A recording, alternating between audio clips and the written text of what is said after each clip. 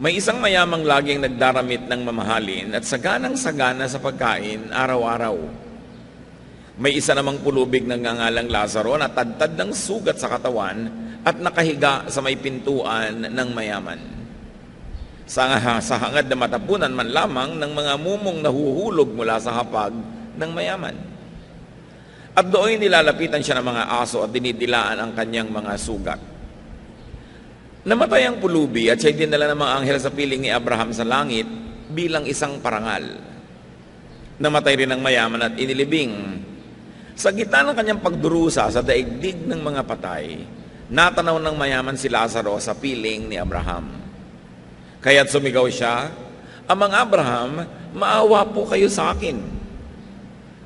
Utusan po ninyo si Lazaro na isawsaw sa tubig ang dulo ng kanyang daliri at basain ang aking dila dahil ako'y naghihirap sa apoy na ito." Ngunit sumagot si Abraham, "Anak, alalahanin mong nagpasasa ka sa buhay nung ikaw ay nasa lupa at si Lazaro naman ay nagtiis ng kahirapan. Subalit ngayon ay maligaya siya rito samantalang ikaw na may nagdurusa dyan. Bukod dito, may malaking bangin sa pagitan natin kaya't ang mga naririto ay hindi makapupunta dyan at ang mga naririyan ay hindi makapupunta rito."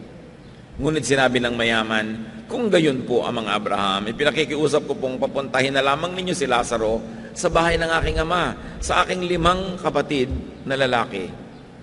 Suguin po niyo siya upang sila'y bigyang babala, upang hindi sila humantong sa dakong ito ng pagdurusa."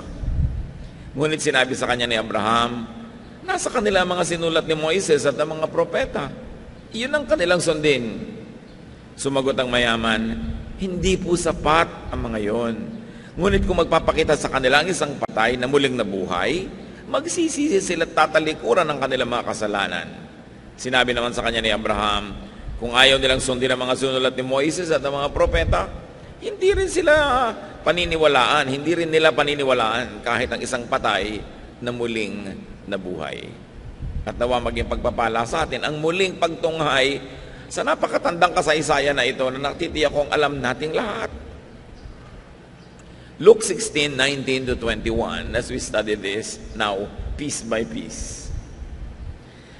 "There was once a rich man who wore expensive clothes and every day ate the best food. But a poor beggar named Lazarus was brought to the gate of the rich man's house. He was happy just to eat the scraps that fell from the rich man's table. His body was covered with sores, and dogs kept coming back and coming up to lick them." So here you see extreme contrasts. Sobrang magkaibang kalagayan. Yung mayaman na lalaki who wore expensive clothes and ate the best foods every day. Imagine yourself going to an eat-all-you-can restaurant every day. And of course, without saying it, this man could afford very expensive doctors and everything that money could buy. Meanwhile, Lazarus was covered with sores. He ate nothing but crumbs and had dogs as nurses and doctors. Ang tagapagpalinis niya ng kanyang mga sugat ay mga asong dinidilaan ng kanyang mga sugat na hindi niya siguro maitaboy. Maaaring siya ay paralitiko dahil kinakailangan siyang buhatin para ilagay doon sa pintuan ng mayaman at umasang matapunan man lang kahit ng mga sobrang mga pispis na nahuhulog sa hapagkainan ng mayaman na ito. He had to be brought there and therefore he lived on charity. Two contrasts. At ito ay bagay na bagay sa konteksto ng panahon dahil nung panahon naman talaga ng Panginoong Hesus walang middle class. Either ang yaman-yaman mo o ang hirap-hirap mo, dalawa lang ang uri ng tao. But we were told that Lazarus was happy. We are not told if the rich man was happy as well, but both men lived imbalanced lives. Parehong tagilid ang buhay nila, hindi balanse, kumbagat nasa timbangan. Luke 16:22, the poor man died, and angels took him to the place of honor next to Abraham. Sa hapagkainan po, kung kayo ay nasa kanan noong nagbibigay ng hapunan o nung host, yun ang place of honor. Sa iba't ibang lipunan, iba't iba ang places of honor, but nevertheless, in any society, there's a place of honor on the dining table because the dining table is a social map. It tells you by how everyone is seated how they are esteemed or considered in that society. And the Jewish people thought that heaven would be a banquet that God would give for them, that Abraham would be the host and the most important person there, and the guest of honor would sit next to him. Ito po ang pananalig ng mga Hudyo nung panahon na ito, na ang langit, ang kaharian ng langit, ang paglipat mula sa lupa patungo sa langit ay para bang isang malaking piyesta kung saan magkakaroon ng malaking handaan at si Abraham ang nakaupo doon sa pinakamahalagang upuan. Siya ang nasa kabesera ng mesa at pagkatapos yung pinararangalan uupo sa kanyang tabi. Yan ang paniniwala nila sa paglipat sa kabilang buhay. At ayon sa paniniwalang yon, ang historyang ito ay hinabi at kinuwento sa atin. Na itong namatay na si Lazarus ay doon pinaupo sa upuan ng karangalan. Hindi sinabi sa atin kung anong ginawa nitong Lazarus na to deserve it. Paano siya naging karapat dapat umupo doon.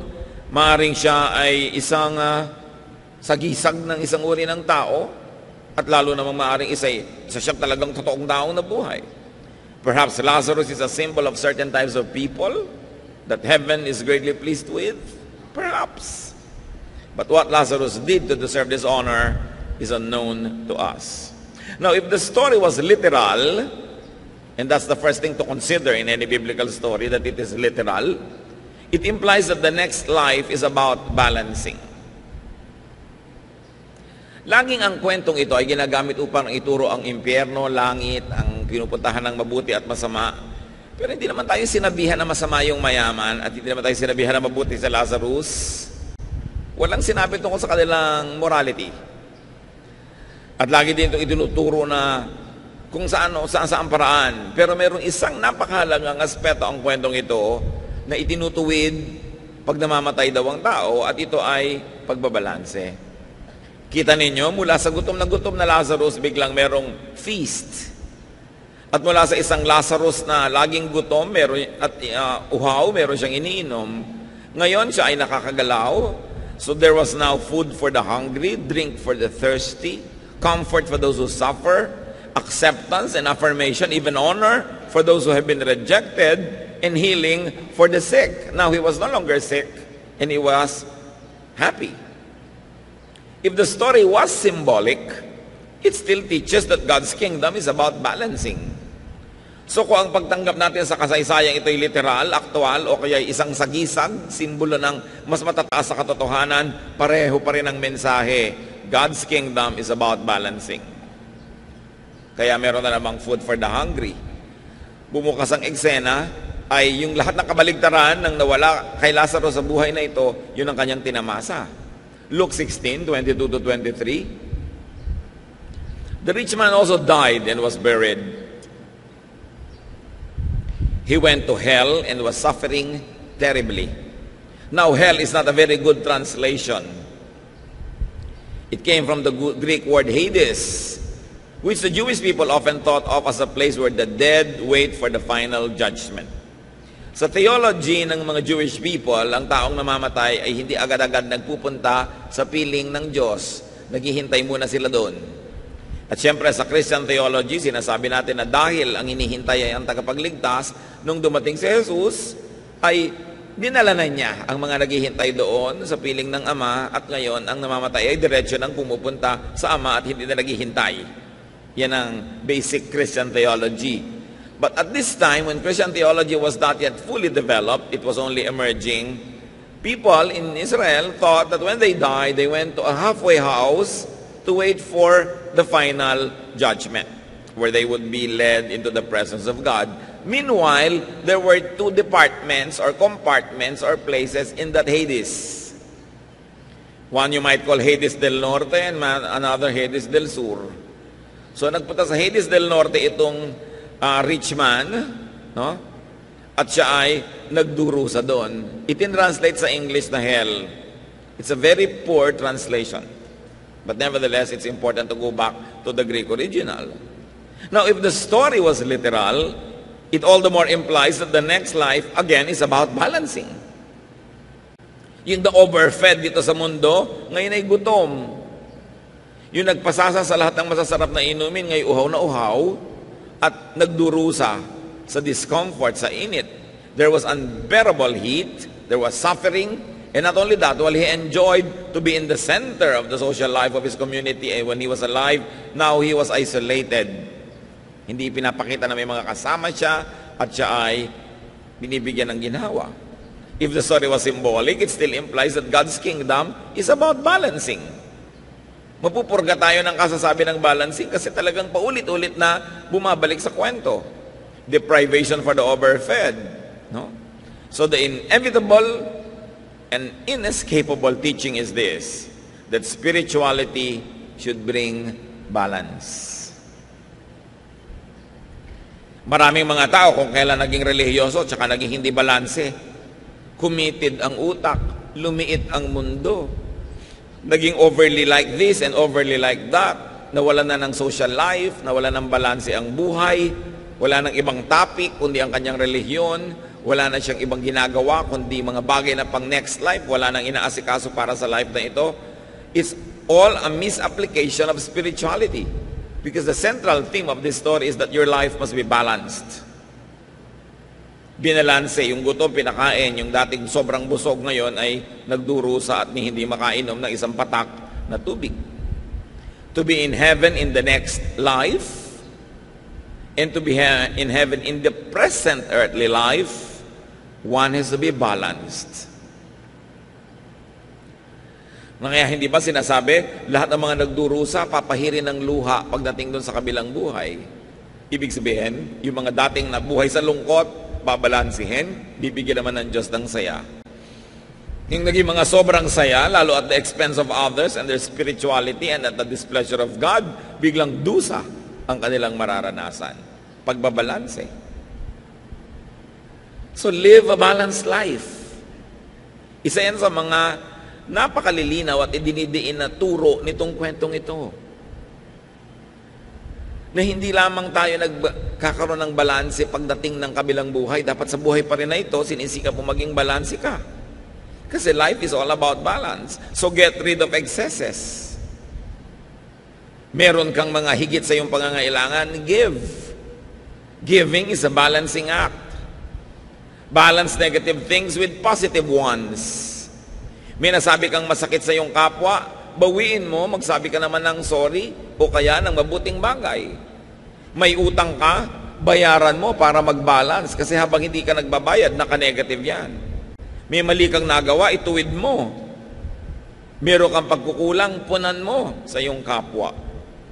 Meron kang mga pananagutan sa Diyos, gawin mo para balance. Pag bata ka, inaalagaan ka na yung magulang at tinatangkilik. Pag siya naman ang tumanda, siya naman ang aalagaan mo, tatangkilikin para balance. Tinanggap ka ng iyong biyanan, tatanggapin mo rin siya para balance. Dapat ang lahat balance. Namamasukan ka, sinusweldohan ka, pagtrabahuhan mo yung sweldo. Hindi yung kinikita mo pero hindi naman mo talaga deserve kasi panayang blakwatsa mo, hindi mo binibigay yung iyong best. O kaya may namamasukan sa iyo, naglilingkod ng gusto, bayaran mo rin ang gusto. Dapat balance ang buhay. May nagbibigay sa iyo, pinagbibigyan mo. May naglilingkod sa iyo, pinaglilingkuran mo rin. Hindi one way. Dapat two way. Doon pa lang kitang-kita natin yung halaga ng kwento. Hindi lang ito tungkol sa impyerno at langit. Ito'y tungkol din sa impyerno at langit dito sa lupa. Na ang taong hindi balanse, magkakaroon siya ng mga problema. Kumakain ka ng sobrang asukal, magkakaproblema ka. Sobrang asin, magkakaproblema ka. Kulang masyado ng ganito, magkakaproblema ka. Dapat balance lahat. Meron kang spiritual life, religious life, meron kang dapat social life, meron kang physical life, meron kang intellectual life. Balance, kasi lahat yan ibinigay ng Diyos. At itong policy na ito, na dapat may balance, hindi ito dapat inaabuso. Pag sinasabi sa yung meron ka nagawang mali, ituwid mo. Hindi mo pwedeng sabihin, well, God is love and you have to love me and you have to forgive me all the time. Kasi walang balance pag hindi ka nagbabayad. Maaaring pinapatawad ka ng iyong kapwa, siya ay balance dahil natuto siya magpatawad, pero hindi ka balance kung ikaw lang lagi ang pinapatawad at wala ka namang ginagawa para ituwid ang iyong sarili. Hindi ka rin balance kung ikaw na lang laging hihingi ng pangunawa. Ako'y dalagang ganito, unawain niyo ako. Dapat marunong ka rin mangunawa sa mga taong hindi nakakaunawa sa iyo para balanse ang buhay. It cannot be one way. Luke 16:23-24. When he looked up and saw Abraham far off and Lazarus at his side, he said to Abraham, "Have pity on me. Send Lazarus to dip his finger in water and touch my tongue. I'm suffering terribly in this fire." Nabaligtad. Nung makita niya si Abraham, sabi niya, "Maawa naman po kayo sa akin. Utusan niyo si Lazarus na isausaw man lang kahit dulo ng kanyang daliri sa tubig at dampian ni isang patakman lang na tubig ang aking dila. Dahil wow na ako sa init na ito." No? Now, here is a role reversal. Nabaligtad ang lahat. Alam niyo kung sino ang hindi makakaranas ng sobrang kabaligtaran? Yung balance. Kasi nasa gitna ka, so pag lumipat ka sa kabilang buhay, nasa gitna ka pa rin. Yung nasa kaliwa, ilalagay sa kanan. Yung nasa kanan, ilalagay sa kaliwa para mag-balance. Kaya dapat sikapin mo nasa balance ka para walang masyadong naiiba. That when you are balanced by God, balance ka na talaga, so hindi masyadong naiba. Nagkaroon ng role reversal, except that while Lazarus learned to be happy with and did not complain about and did not impose on others for his portion before, the rich man is unhappy, complaining, and demanding now. Kahit hirap noon si Lazarus, hindi naman siya nagrereklamo. Sabi pa nga, masaya siya eh. Natutunan niyang pasayahin ang sarili niya kahit na mahirap ang kanyang kalagayan. Pero ito namang si mayaman na spoiled, sa sandali pa lang doon, isang katerbang reklamo na ang kanyang idinadaing at marami na siyang gustong i-demand. Well, this man did not only deserve hell, he always invited and carried hell with him. Kasi ang taong reklamador, ang taong maraming kailangan sa buhay para sumaya, maraming props na kailangang nandyan, ang totoo, hindi ka sasaya. Pag ang dami-dami mong hinihingi sa mundo, hindi ka nasasaya kahit kailan, so hindi mo na kailangan dalhin sa impyerno sa kabilang buhay. Ngayon pa lang, impyerno na yung buhay mo.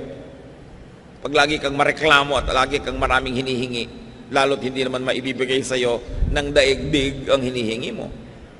Now, the rich man does what he has been used to do. He asks for service.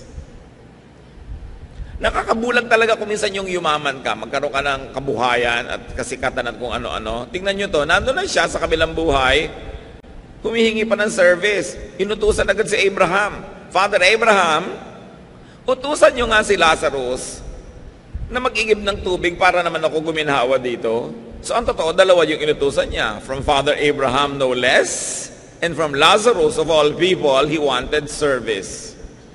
The rich man clearly represents some types of people. People who are spoiled, palautos, feeling entitled, na lahat ng mga hirap nila sa buhay ay kailangang ibsan ng paglilingkod ng iba.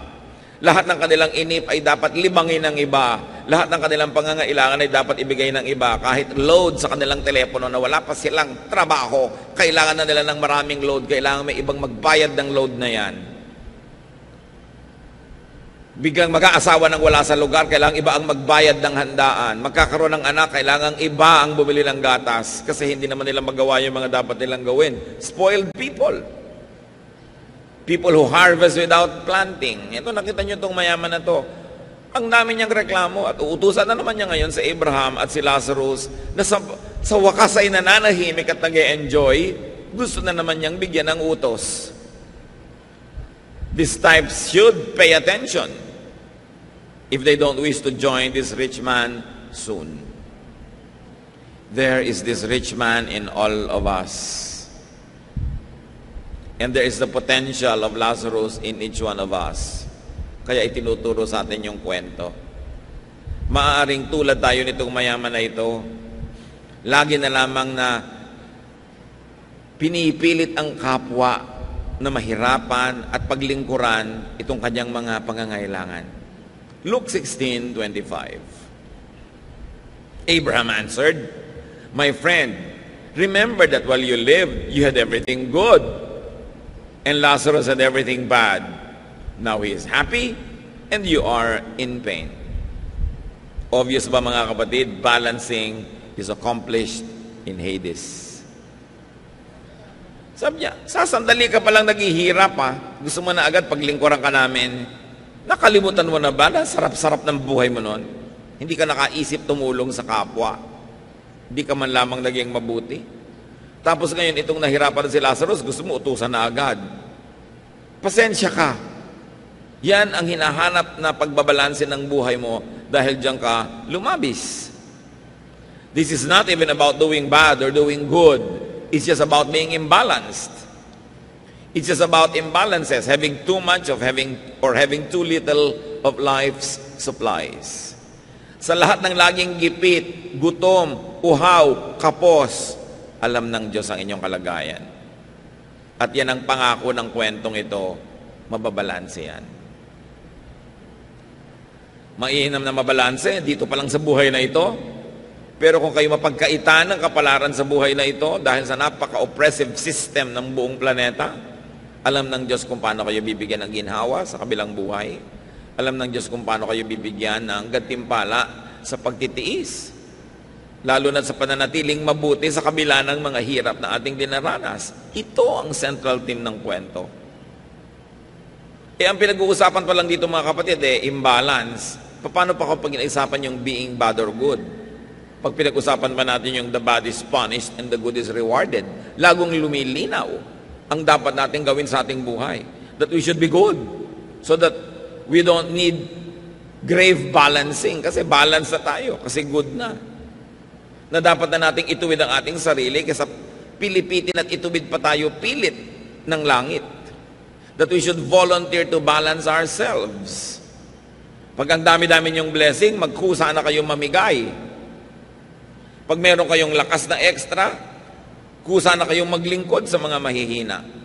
Pag kayo'y matalino, kusa na kayong magturo doon sa mga kulang sa kaliwanagan. Pagka marami kayong mga biyaya sa buhay, mamahagi sa mga kinakapos. Kung binibigyan kayo ng Diyos ng pagtitiis at pagtsatsaga, humanap kayo ng krus na inyong papasanin at pasanin nyo yon. Kung minsan, yan ay yung mga paglilingkod sa kapwa, yan ay pagmamalasakit, outright giving.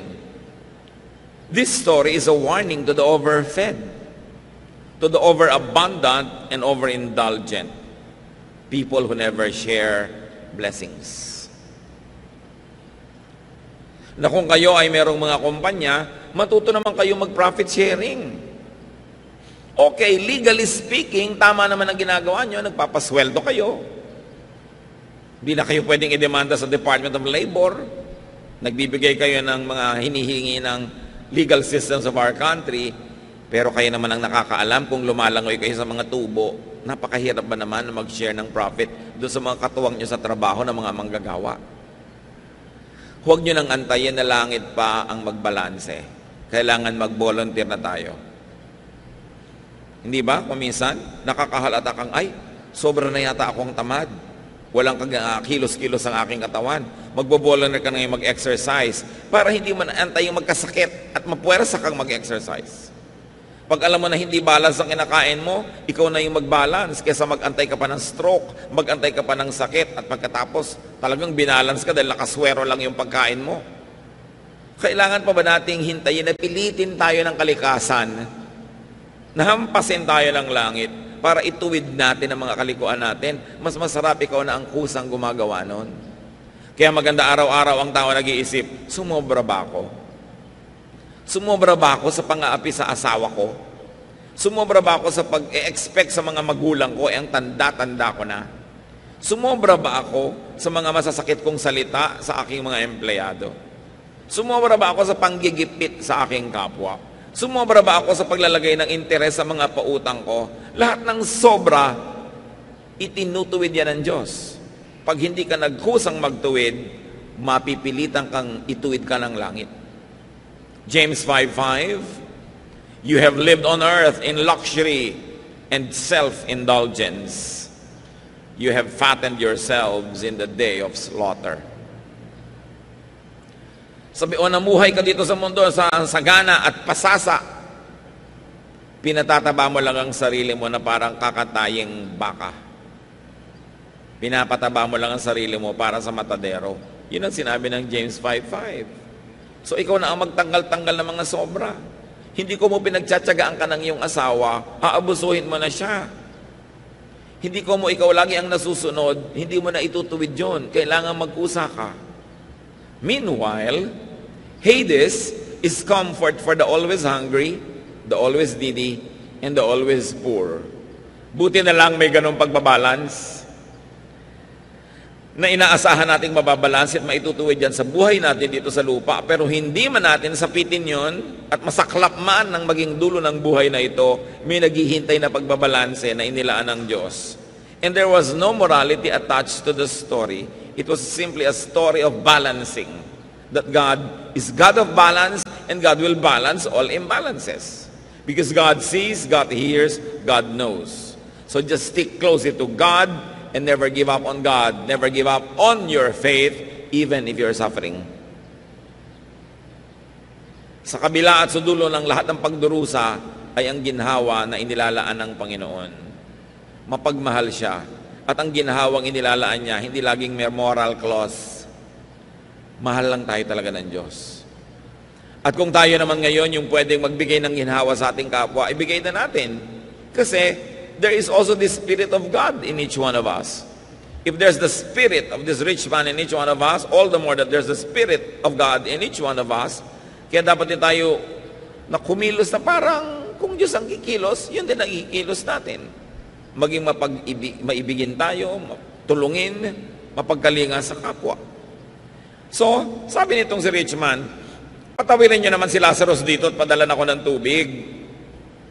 Hindi pwede. Nasobrahan ka na ng saya nun eh. Panahon na ngayon ng pagbabalanse para sa iyo. Saka may isa pang dahilan kung ba't hindi pwede yan. Luke 16:26. And besides, there is a deep ditch between us, and no one from either side can cross over. Sabi niya, alam mo, gustuhin man ni Lazarus na sundin ang utos mo, hindi rin pwede eh. May bangin sa pagitan natin, walang makatatawid. Hindi kami pwedeng magpunta dyan at hindi kami pwedeng magpunta dito. May bangin na hindi pwedeng tawirin. Parang familiar, ano? A metaphor of the great social divide on earth. May tarangkahan ng bahay niya, yun yung bangin. Hindi pwedeng tumawid si Lazarus, hanggang tarangkahan lang siya. Nasa loob naman si mayaman. Di ba, laging may mga ganyan division? Hanggang dyan ka lang, hindi ka pwede dito. Exclusive ito, sa amin lang ito. By membership lang ito. Gated community kami, may gwardiya dito, kailangan may sticker ka. Kung wala kang sticker, hindi ka makakapasok. Yung mga ganyan-ganyan, ano? There's always this divide, this bangin between the rich and the poor. So merong alabang girl at merong alamang girl, di ba? So alam na alam mo, ay alabang girl ito may alamang. So may social divide. Merong educated and ignorant. Merong yung mga relihiyoso, merong holy and sinner. Nauso yon sa mga Israelites noon. Holy kami, sinner kayo, hindi kayo pwedeng makisalamuha. Na tinawid ni Jesus, ha? Yung bangin na yon. Yung rich poor, tinawid niya. He ministered to everybody. The educated and the ignorant, tinawid niya. At siyempre, racially, merong white and black. Maputi kami, maiitim kayo. Diyan kayo mga ita. Diba? Dito kaming mga tisoy. Merong ganyan mga division. At yung division na yon, na-enjoy ng rich man sa earth. Kasi hindi matawid ng mahihirap yung pagitan ng mahirap at mayaman. Laging nandun lang sila, etchepuera, tagalabas. Hindi nila yun natawid. Hindi nila napasok yung maginhawang daigdig ng gated villages ng mga mayayaman. At kung paano na-enjoy ni mayaman yung pagkakahati nun, ngayon gusto niyang baligtarin. The rich man wanted the chasm crossed to his advantage. Kung nung araw hindi niya papatawirin at papasukin sa kanyang bakuran si Lazarus, ngayon na siya ang nagdurusa, gusto niyang papasukin para dalhan siya ng tubig. The same selfish advantage he didn't want crossed by others in his past life, now he wants crossed. Remember, Lazarus remained outside just at his gate. Isang major lesson yan, don't burn the bridge over which you too must pass. Pag sobra ka laging exclusive ang gusto mo, paano? Baka ibigay nga sa'yo, exclusive, wala makapunta sa'yo, hindi ka mapuntahan. If you want to receive, give. Cross that ditch. If you want to be forgiven, forgive. If you want to be understood, understand. Remember that you keep only what you give away. If you like to cross over to other people's paradise, be willing to let other people cross over to your comfortable place. Gusto mo ang mga tao'y makiramay sa'yo sa panahon ng iyong hirap, makiramay ka ngayong maginhawa ka sa panahon ng kanilang hirap. Share your abundance, share your happiness, share your good fortune. Kumain ka ng masarap sa isang restaurant, why don't you order a special food and give it to your waiter? Iuwi niya sa kanyang asawa, share. Napakahalaga to share. Luke 16:27-28. But the rich man said, Abraham, then please send Lazarus to my father's home. Let him warn my 5 brothers so they won't come to this horrible place. Sige po, kung hindi pwedeng tumawid si Lazarus patungo sa akin, pabalikin nyo na lang sa lupa. Papuntahin nyo sa bahay namin at bigyan ng babala ang mga kapatid ko para hindi sila kailangang mapunta rin dito. Ayokong mapunta sila dito. So again, another typical amo. He wants to assign Lazarus a task for the benefit of his family. Nananahimik na yung Lazarus sa wakas, guminhawa, may kinakain, may iniinom, natanggap, na mahal. Aba, gusto pang pabalikin itong mayaman na to sa lupa, kung saan dehado naman dun si Lazarus. Kung kayo si Lazarus, baka kabahan kayo, naku, baka payagan ni Abraham, nandito na nga ako, papabalikin pa ako. No? Ito namang mayaman na to, napaka-selfish, gusto niyang guminhawa yung mga kapatid niya, gusto niya magdusa na naman tong si Lazarus. The rich man wanted to pull Lazarus from his new comfort and make him return to earth, probably to his former suffering. Selfishness is constantly being revealed here. Na kahit mga love for other people, like kamag-anak niya, pero it still meant hatred for others that he wanted to use. Selfishness could have brought this man to his hell. Maaaring yun ang dahilan kung bakit siya nasadlak dito. Pero take note mga kapatid, marami ring poor na selfish.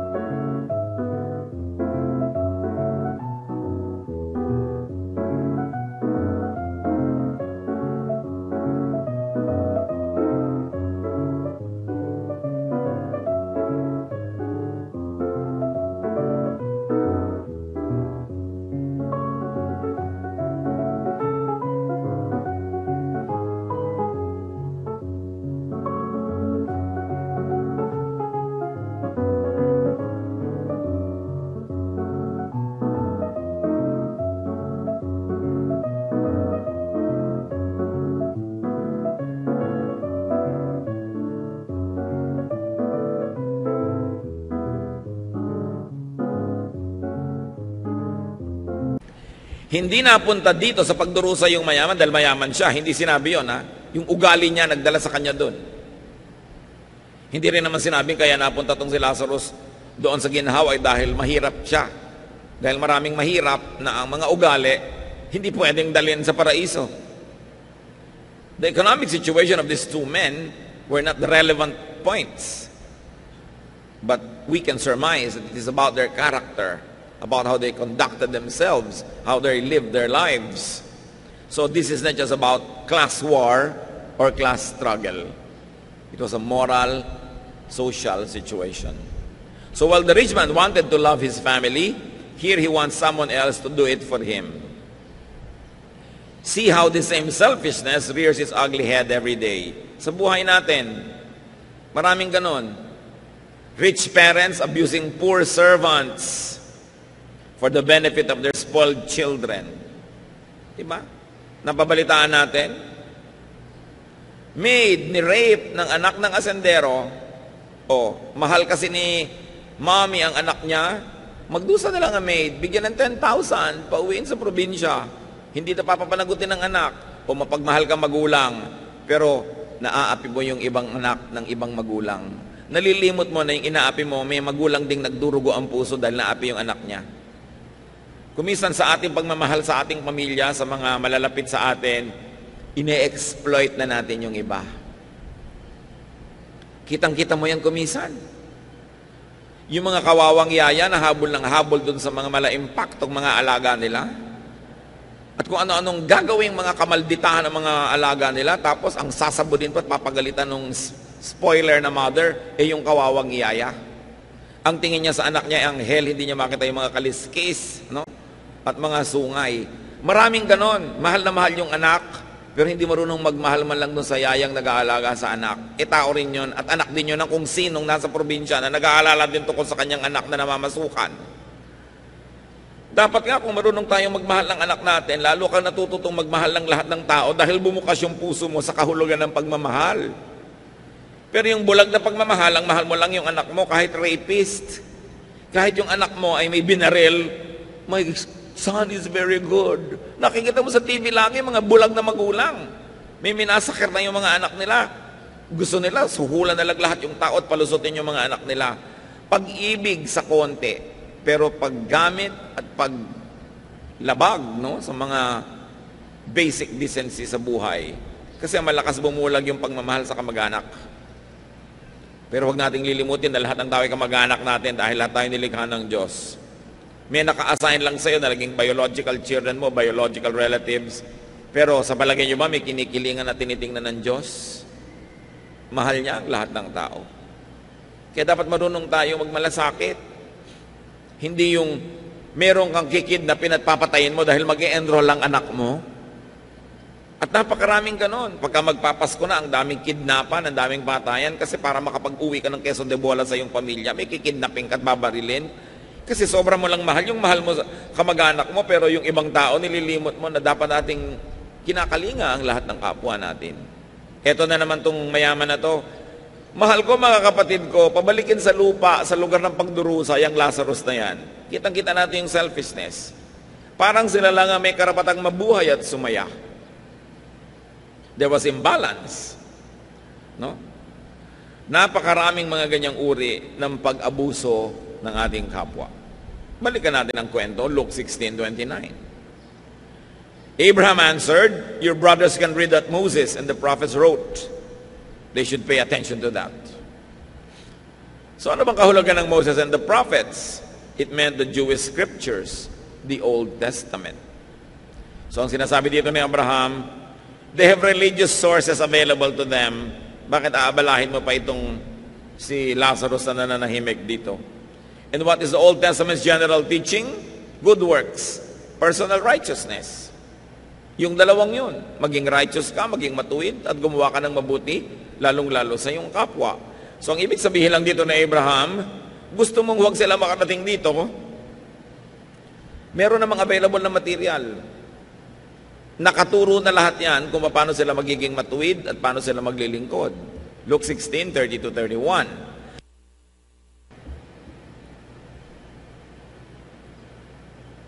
Then the rich man said, "No, that's not enough. If only someone from the dead would go to them, they would listen and turn to God." So Abraham said, if they won't pay attention to Moses and the prophets, they won't listen even to someone who comes back from the dead. So the rich man says, religious teachings, affiliation, activity, and attendance are not enough. Kulang na lang, sabihin ng rich man, meron na rin po naman ako nung nabubuhay ako. Meron din akong Moses, meron din akong Old Testament, meron din akong religion. Ba't ako nandito? So, ibig sabihin, kulang. Hindi sapat yung religious teaching and affiliation and activity and attendance. Dahil meron ako niyan bilang isang Hudyo. Hindi pwedeng wala. Pero bakit ako nandito? So, this man was saying, religion was never enough for me. At kung yun lang ang aasahan ko para sa mga kapatid ko, dito rin sila uuwi. Dito rin sila matatapon. Kailangan natin ng iba pa na drastic na pagpapaalala sa tao. James 2:17, faith that doesn't lead us to do good deeds is all alone and dead. Lahat naman ng tao may faith. Iba-iba lang nga ng degree. Kahit nga ang Diablo may faith Pero sabi, the faith should lead us to good deeds. Otherwise, kung ang pananalig mo hindi nagbubunga ng paggawa ng mabuti, baliwala ang pananalig na yon. At maaaring ganun ang uri ng pananalig nitong mayamang namatay. Alam niya yung scriptures, alam niya ang tradisyon, alam niya ang batas, alam niya ang utos, pero nagbunga ba yun ng mabuti sa buhay niya? Nagkaroon ba siya ng paggawa ng mabuti? So balance your life now. Kung merong oras na dapat balansehin ang buhay, huwag ipaghintay. To the rich man who didn't care about his eternal life, sabi ng Luke 12:20, but God said to him, "You fool, tonight you will die, then who will get what you have stored up?" Hindi mo naman alam kung kailan ka tatawagin ng Diyos, kung kailan matatapos ang buhay na ito. Kailangan ang itutuwid, ituwid na. Huwag nang ipagpaliban pa dahil baka kamatayan, naliko. Therefore, sa kabilang buhay, itutuwid. Dapat dito na ituwid. Baka kamatayan na imbalance. Sa kabilang buhay pa ngayon babalansehin. Dapat dito na habang may panahon. Balance the life of your loved ones also. Now. Mga magulang na nang i-spoil ng mga anak. Mga mahal sa buhay na nagbubulag-bulagan sa mga kamalian ng ating mga mahal sa buhay. Learn from Job. Job 1:1-5. Many years ago, a man named Job lived in the land of Uz. He was a truly good person who respected God and refused to do evil. Job had 7 sons and 3 daughters. Job's sons took turns having feasts in their homes, and they always invited their 3 sisters to join in the eating and drinking. After each feast, Job would send for his children and perform a ceremony as a way of asking God to forgive them of any wrongs that they have done. He would get up early in the next morning and offer a sacrifice for each of them, just in case they had sinned or silently cursed God. Masarap ang buhay nitong pamilya ni Job at laging nagpipiesta yung mga anak niya. Pero pagkatapos sila mag-party, papatawag lahat ni Job, susuriin. O baka umabuso kayo. Baka sa sarap ng nararanasan nyo, nakalimutan nyo Diyos. Baka na-offend nyo ang Diyos. Baka nagalit nyo siya, baka may nagawa kayong mali. At umagang-umaga pa lang si Job ay magbibigay ng mga offerings para sa mga posibleng naging kamalian ng kanyang mga anak. Ganon ang ginagawa ng matitinong magulang. Nire-review ang mga anak kung nagkamali. At kahit ang pinagkamalian nila ay napakaliit na tao, somebody way beneath their social status, good parents will correct that. And they will make offerings. So kung ang offering na ito ay ginagawa ni Job sa Diyos, kung alam mo ang anak mo nagkasala sa kapwa-tao, edi doon sa kapwa-tao ka magbayad. Doon ka magbigay ng iyong offering. Kailangan hindi tayo mga konsentidor. Kailangan marunong tayo magtuwid ng mga kamalian ng ating mga mahal sa buhay. Kung hindi, aantayin pa ba natin na langit ang pumalo sa kanila at sa atin? Intercede for your children. Intercede for your loved ones now. Make offerings for your loved ones. Pray for them. Dahil baka may mga imbalances ang buhay nila. Tandaan natin, walang nakakalusot. Sabi nga, mene tekel parsin. The writing on the wall, tinimbang ka, ngunit kulang. At dumating ang hatol ng Diyos sa mga kulang, ang timbang. Dapat tayong lagi magsikap na itama. At huwag na natin patagalin. Every day, may nagawa tayong mali, ituwid. Meron tayong naging utang sa kapwa, bayaran. Meron tayong naging mga natanggap na mga paglilingkod, suklian. Laging dapat balanse ang buhay. Ama namin sa langit, turuan niyo po kaming suriin ang mga sarili namin. Hanapan kami ng mga imbalances at maituwid ang mga ito.